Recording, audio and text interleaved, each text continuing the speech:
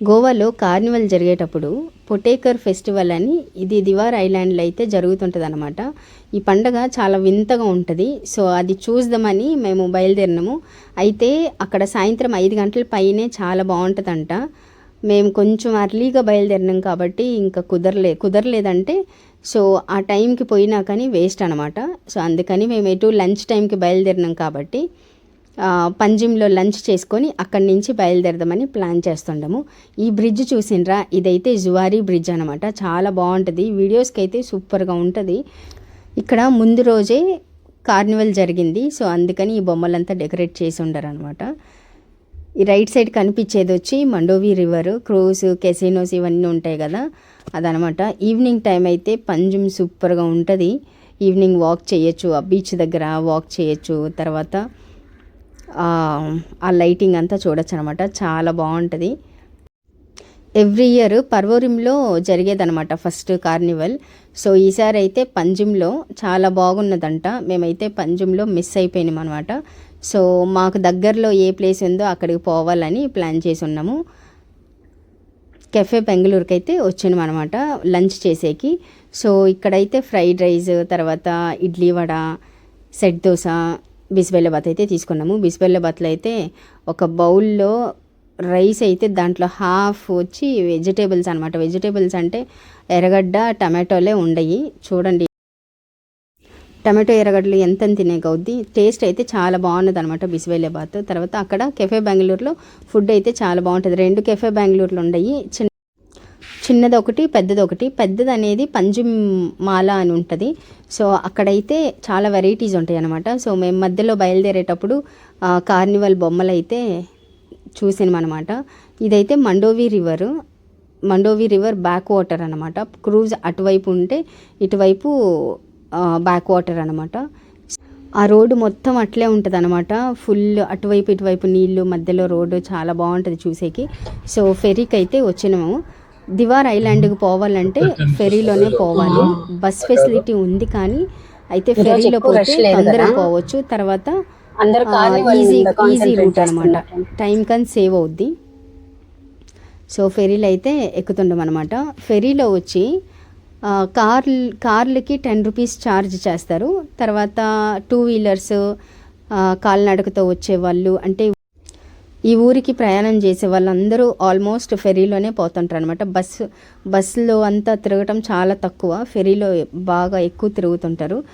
So గోవాకు వచ్చినప్పుడైతే ఈ fairy ride కానీ miss అవ్వద్దండి, చాలా బాగుంటుంది. నేచర్ లవర్స్కి అయితే ఇది ఒక సూపర్ ప్లేస్ అని చెప్పచ్చు.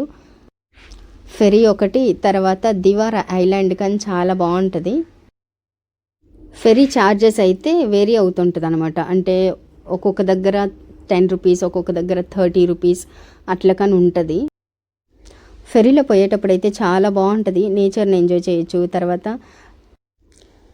జెల్లీ ఫిష్, డాల్ఫిన్స్ ఇలాంటివన్నీ కానీ కనిపిస్తాయి. దూరంగా ఇల్లులు చూడండి ఎంత బాగుంటాయో, సూపర్గా ఉంటాయి కదా. అది నదికి దగ్గరలో అనమాట, అంటే నీళ్ళకి దగ్గరలో ఉంటాయి కదా, భయం అనిపిదేమో వాళ్ళకి.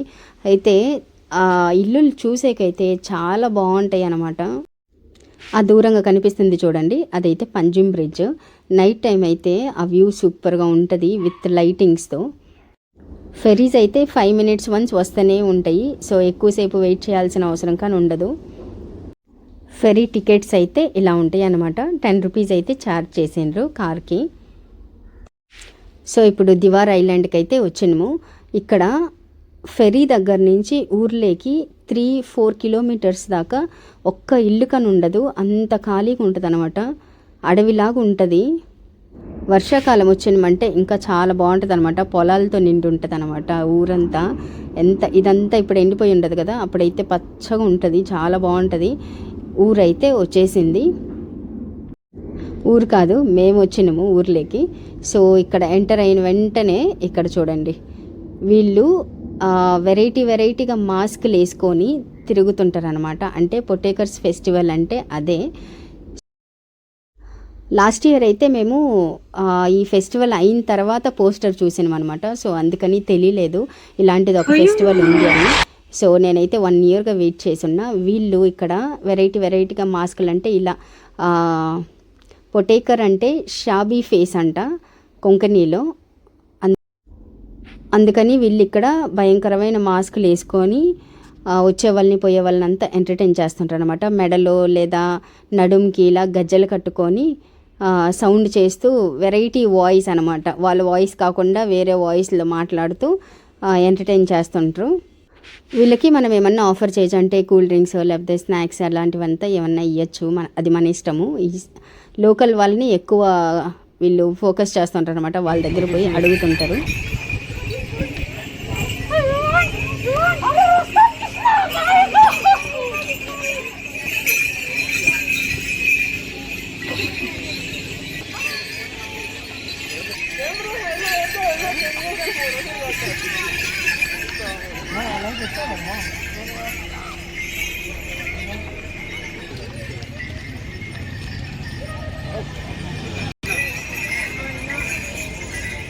ఏందకి తీసిన వాళ్ళం కదా మనము, కాదా?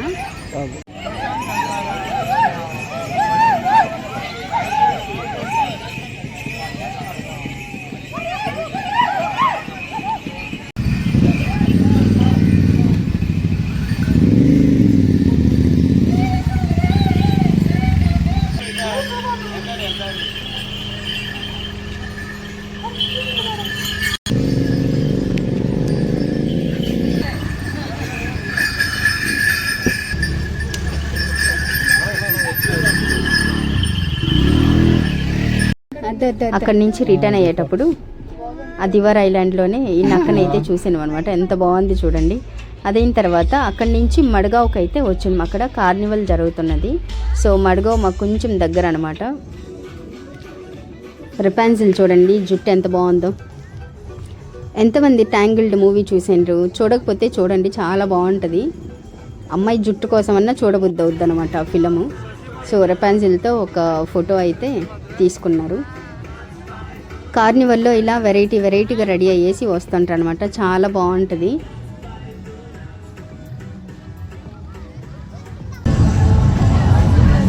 అదో హాయ్ చెప్తున్నారు చూడండి. చూడు తగ్గి చూస్తున్నాడు.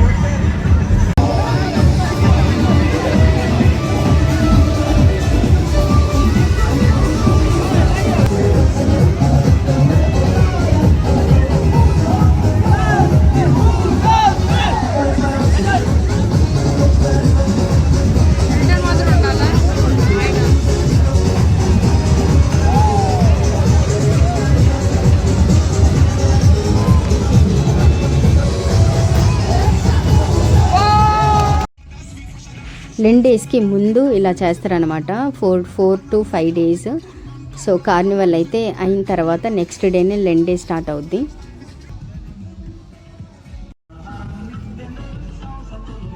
ఇక్కడ గోవాలో లోకల్ ఫెస్టివల్స్ అయితే చాలా బాగుంటాయి అనమాట. గోవాకు వచ్చినప్పుడు అయితే ఇలాంటి ఫెస్టివల్స్ అంటే నెలకి ఏదో ఒకటి ఉంటుంది అనమాట. సో గోవాకు వచ్చినప్పుడు అయితే మిస్ అవ్వద్దండి. ఏదో ఒక పండుగ జరుగుతూనే ఉంటుంది. అది మెయిన్ సిటీస్లోనే జరుగుతుంటుంది అనమాట. సో ఖచ్చితంగా చూడొచ్చు.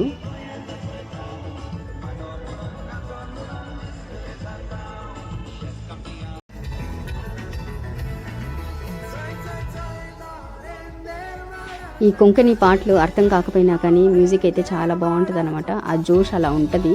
వాళ్ళు డాన్స్ చేసేటప్పుడు అయితే చాలా బాగుంటుంది చూసేకైతే. కార్నివల్ చూసి అక్కడి నుంచి బయలుదేరి మడ్గావ్ ఆన్ ది వేలో ఆన్ రిచ్ అని ఒక రెస్టారెంట్ అనమాట. అక్కడికైతే వచ్చినాం డిన్నర్కి.